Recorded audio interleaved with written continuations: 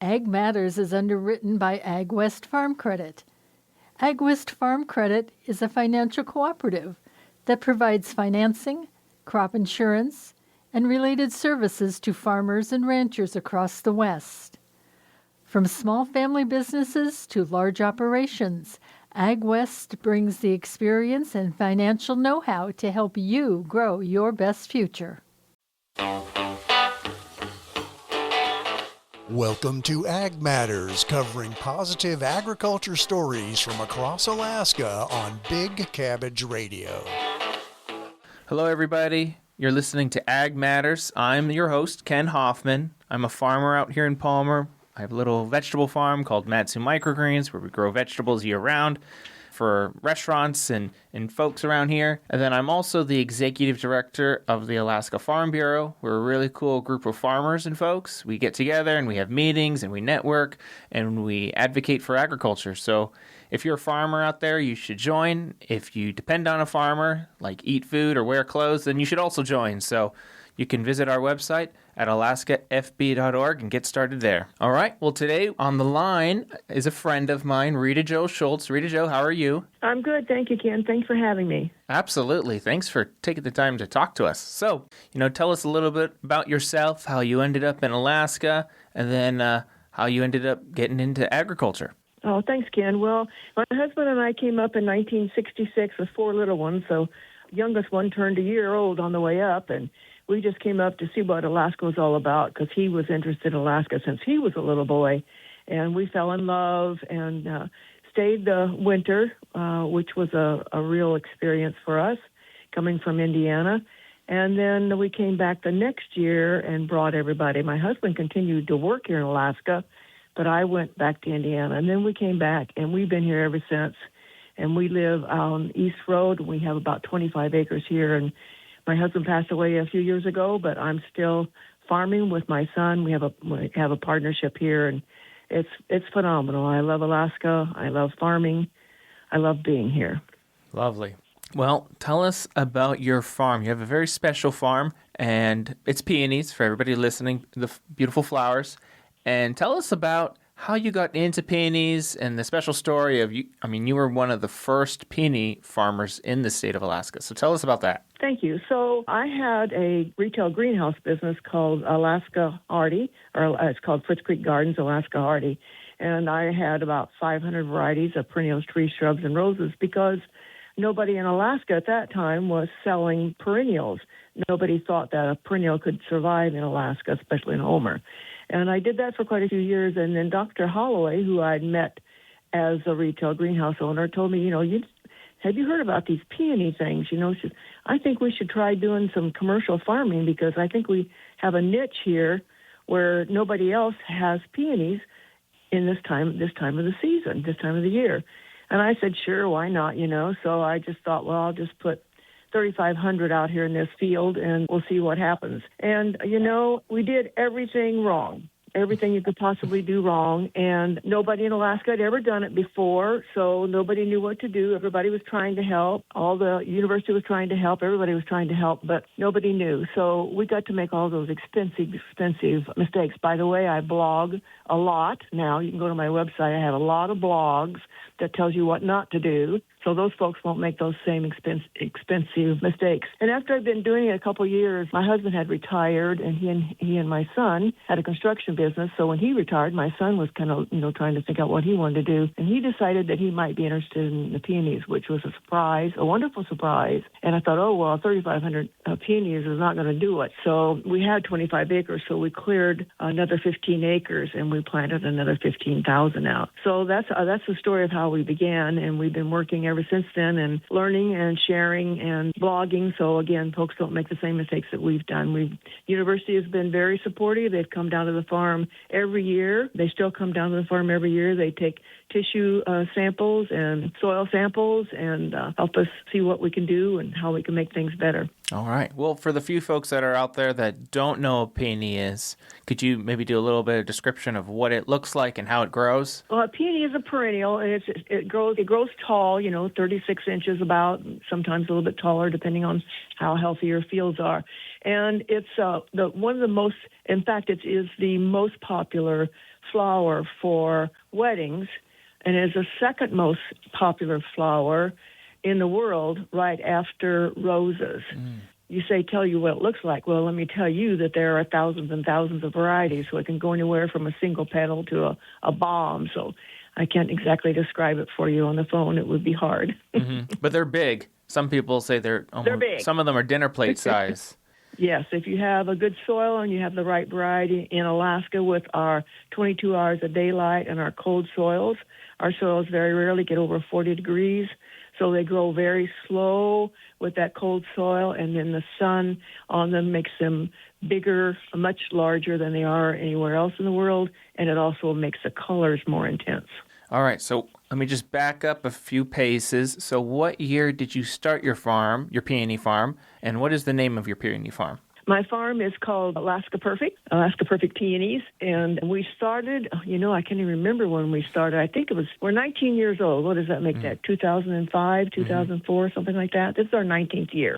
Amazing. And it's about 15 acres? Well, we've got 25 acres here, Ken, but part of it is, we've got 4 coolers, and we've got 2 fields. We've actually got 3 fields, but 2 fields are on the south side of the 25 acres, and that's where most of them are. There's 1 greenhouse down there, and then on the north side of the road, East Road runs right through our property. On the north side of the road, we have the original field. That original field that was 3,500 peonies is quite a bit smaller now because the soil was so wet there that we've learned that was one of the problems. So we've kind of curtailed that field down to mostly it's a display field. We do a lot of tours here, and people like to take pictures, and we don't like for them to be in the fields where we're harvesting because if they knock up against the leaves and things and bruise them, that can cause diseases. So we have this smaller, probably about maybe 2,000 plants that we've designed so that there's a place for people to walk into the fields without actually harming the plants and take pictures and that type thing. We did that. We found over the years, what people really like to do, and they really like to have the tours. So we do tours all summer long on Fridays and Saturdays. They're an hour and a half long, and they're very, very popular. Some of the cruise ships come in one day this year. We have 2 groups of 40, so 80 in one day coming in, which is a lot for our small little farm. We still consider ourselves small compared to some of the lower 48 that have hundreds of thousands of plants, but we're excited about it. We're excited about the cruises coming in, and we're excited about the tours this year. And this year we're going to do farm stays, just weekend farm stays, because people come and they say, oh, wow, I wish we could just stay here. So we thought, well, maybe we should try that. So that's our newest thing this year is people will check in on a Friday and leave on a Sunday. So we're excited about that, too. That's exciting. And it's a good idea that you have one of those demonstration fields because I know I've been to flower farms expecting to see blooms everywhere, but it's just fields of green, right? Because the way that you harvest the flowers, you harvest them before they open. That's correct. If when people come to visit and they see all these blooms in the field, they say, oh, that's so beautiful. And I'm saying, no, that's not beautiful. That's ones that we've missed because they got away from us. We harvest at least twice a day and sometimes 3 times a day, depending on if it gets really, really warm, which it doesn't here, but in Fairbanks it does. They have to harvest sometimes. They start in the morning and they just keep going over and over their fields until it gets dark that 1.5 hours at nighttime because they keep blooming, they keep going. They have to be harvested, Ken, at the exact time. It's like a 4-hour window. If you don't get them in that 4-hour window, then that's not a good harvest because they'll either not open properly or they're open before they're at their destination. We ship to 65 grocery stores in Texas, and it's 100 degrees there. So we have to our buds have to be the exact perfect stage to get to Texas and still not be open when grocery stores put them out for display. So it's cutting the flowers is probably the hardest thing about growing them is when you cut. Yeah. So how many employees do you have during the summer, and how many colors of blooms do you grow? We grow way too many because nobody told me That's another reason why I blog. We do sell roots. We sell roots for a company out of Holland that's over 100 years old. And when people start ordering and they order 30 different varieties, I call them up immediately and I say, what's your market? How come you want 30? Why don't you just want 12? Mm-hmm. Because 30 means you got to have 30 inventory sheets. You got to have 30 places to, boxes for them to go into in the coolers, and on and on and on and on. A person only needs about 12 different varieties, maybe an early and a late pink, an early and late red, etc. Mm-hmm. Yeah. So did that answer your question? Oh, yeah. And then how many crews do you have? Because you have a lot of peonies that you're harvesting. How many employees do you have during the summer? We would like to have 13 people. We haven't had 13 people for many summers. It's getting harder and harder to get folks to work. We do try to get wolfers to come in. We have living quarters for people to live in, but we're always short. Luckily, I have a lot of really cool girlfriends who love to come out and volunteer. And they'll come out at least 4 at a time. There's one gal, Suzanne, who's been with us forever doing that, and she knows exactly what needs to be done, and she'll head a crew. And that's saved our organization because we've just not had enough hired help yet. Now, you said something really interesting a little while ago about Texas. You're selling blooms to Texas, and so I take it that you're not selling all of these flowers in Alaska. You're shipping them out. The only market we have in Alaska is for our bouquets. And living on East Road, there's a lot of traffic here. We do make a lot of bouquets. It's not unusual for us to sell 20 or 30 bouquets a day. And the bouquets are made out of those cuts that we made that I told you that we might be too late and they're too soft to ship. But they're still really nice. They're still in a bud, but they're just a tiny, tiny bit too soft to ship to Texas at 100 degrees. So those are the ones we sell locally. And that's the only thing we sell locally. We don't ship anywhere in Alaska. I know other farms do, but that's the only local. All of ours are shipped out. And Ken, we have opportunities to ship overseas, but we don't do that because we can sell everything that we have in the United States. Mm-hmm. And most of those people speak English, and most of those people use American money. So if we have a problem, we know how to fix it. If we're working with somebody out of the country, there might be all kinds of problems that would come up. Mm-hmm, mm-hmm.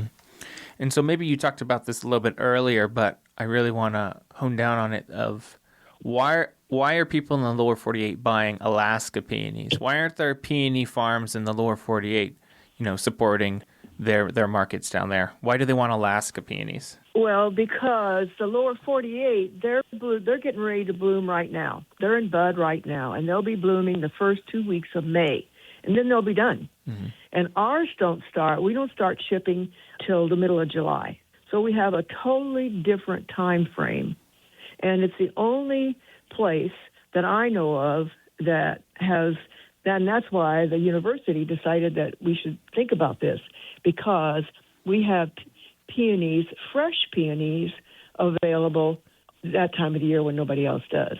Mm-hmm. There are mechanics and different ways to store peonies that something like Holland does. They store them. They store them in these big gas chambers. So they might have some when we have ours, but they're going to be really inferior because they will have been stored for months, and they're great for a one-day wedding maybe. Mm-hmm. But they won't have any vase life, and they certainly won't have any smell they won't be fresh cut. So Alaska has the only fresh cut peonies available during July, August, and September. Amazing. So there's quite a huge market for Alaskans to start growing peonies. Would you say so, that we should still be encouraging people to start planting fields and getting into it? Do you think there's a lot of opportunity? Absolutely, Ken. I don't see any limit to, look, I'm selling to 65 grocery stores in one state. So, it's just, and I used to sell to grocery stores all over the United States, but I couldn't keep up with all of them, so I had to pick and choose. And this is the area that I like. I like working with these folks, and they're great, by the way, these folks. And so we just work there. So it's definitely, but I want everybody to understand that this is not an easy business. It's a hard business. You have to work hard. You work hard during the season, but you also work hard marketing. Marketing is a whole new thing. And if some of the folks that started with us had no marketing experience whatsoever, and they didn't make it.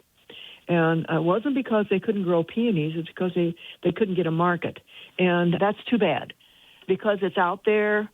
You just have to work at it. And once you get established and you don't send them, I don't want to use the word, but you don't send them bad stuff, you know? You don't send them a peony that's not going to be good for 7 days, you know, in the grocery store or wherever you're sending. And the same thing goes with florists. There's lots and lots of florists that love our stuff, and you could just work with florists if that's what you wanted to do. There's a tremendous market out there, Ken. Yeah. So let's say maybe there's a few listeners out there that are interested into getting into agriculture, and maybe, you know, floriculture is the avenue they want to go. If they came up to you and asked, how do I get started with peonies, starting a peony farm, what are some of the steps that you would kind of lay out to them? First of all, they've got to get their soil ready. And that you can't, depending on their soils, you know, if they're really great, perfect, you can get it ready in one season. But like for our new season, our new fields, not new anymore, but when we started our new fields, it took us 2 years to get them ready. The first year we cleared and we fertilized and we put the lime out and everything that fall.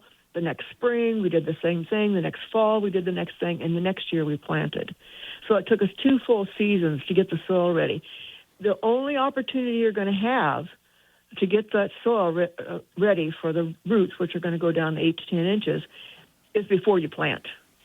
And soils can only absorb so many nutrients at a time. I don't care if you put 1 million pounds of something on there, it's only going to absorb a certain amount. You know, it's like no matter if you feed your 1-year-old, 30,000 things, he's only going to grow. He might get heavy, but he's not going to grow any taller. We have a rate of growth, and that's the way the soil is. It can only take so much nutrients up at a time. So my first thing is get your soil ready. Don't think about anything else till you got your soil ready. And the second thing is to figure out what your market is, and that's the type of roots you should buy. If you're going to go for florists, they want quite a few different varieties than a grocery store does.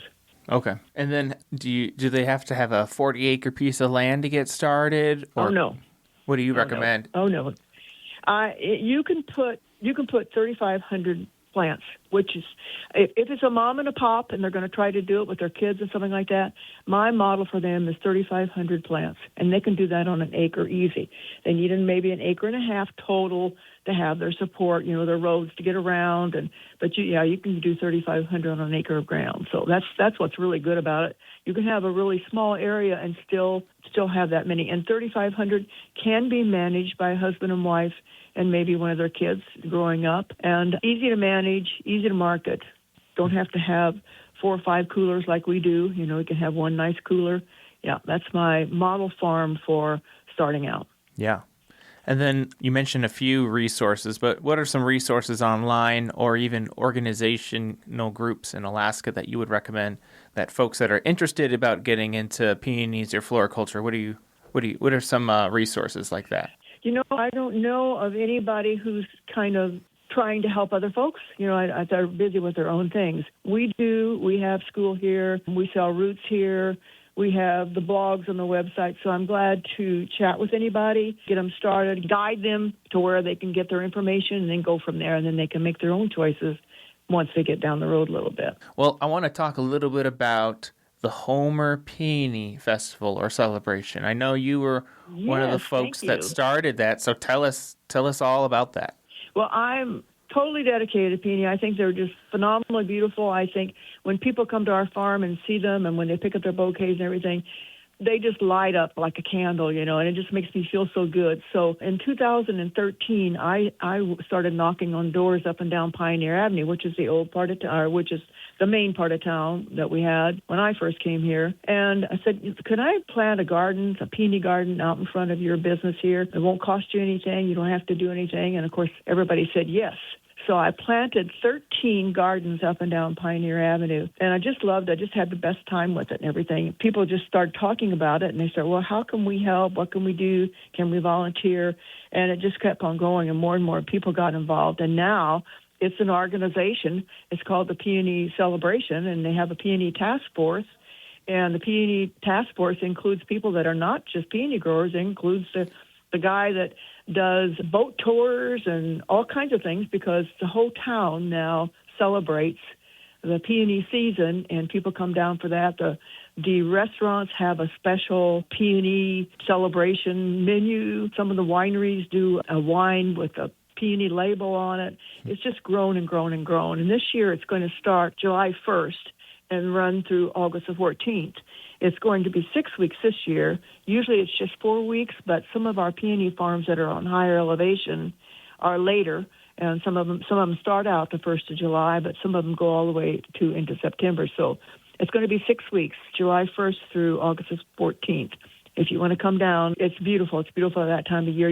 We have walks that are along Pioneer, where all the peony gardens are that I planted originally, and they have them all marked with the varieties, and there's a map that you can pick up at the Chamber. The Chamber is the one that is sponsoring the peony celebration, and they do a fantastic job. Awesome. So if there's people out here in Matsu that are interested, go to the Chamber of Commerce website. Is that what you recommend? Yes, absolutely. Okay, perfect. And then we're going to finish up the show just talking a little bit about your involvement in Alaska Farm Bureau. Tell us a little bit how you got involved with that, because you've helped grow the industry of peonies in Alaska, but you're also one of the leaders just for agriculture in general in Alaska. So tell us a little bit about that. Thank you, Ken. When I first started my retail greenhouse business, I didn't know anything about it at all. So I joined the Farm Bureau back then. So I've been a member about 30 years. And I joined because I thought there'd be people there that, could talk about dirt, because I couldn't hardly spell dirt when I first started out, or soil. And so that's when I joined the Farm Bureau. And I found the people to be so friendly and anxious to help any way they could. And it's just grown for me over the years, and then got involved in the local chapter, ran that chapter for quite a few years. We've just got some new folks coming on now in our local chapter. I'm really excited about that. And I've served on the state chapter, state organization for quite a few years. I'm the money person. Mm-hmm. I like that part too. But it's just a wonderful organization. And the people that belong to the Farm Bureau are phenomenal people. I've never met one of them that I couldn't walk up to and ask a question, and they just started talking and answering. They didn't hide anything. It wasn't like there was any secrets that they wouldn't share with me. They've just been the most generous people I've ever met. Agreed. I love it. Well, thank you so much, Rita Jo, for coming on the show today. I appreciate it. Oh, thank you for the opportunity. Mm-hmm. Come to Homer, guys. It's great down here. Bye-bye. Bye-bye, everybody. Thank you. You've been listening to Ag Matters, covering positive agriculture stories from across Alaska on Big Cabbage Radio. Ag Matters is a production of Radio Free Palmer, recorded at our studios in Palmer, Alaska. For more information about this program, email manager@radiofreepalmer.org.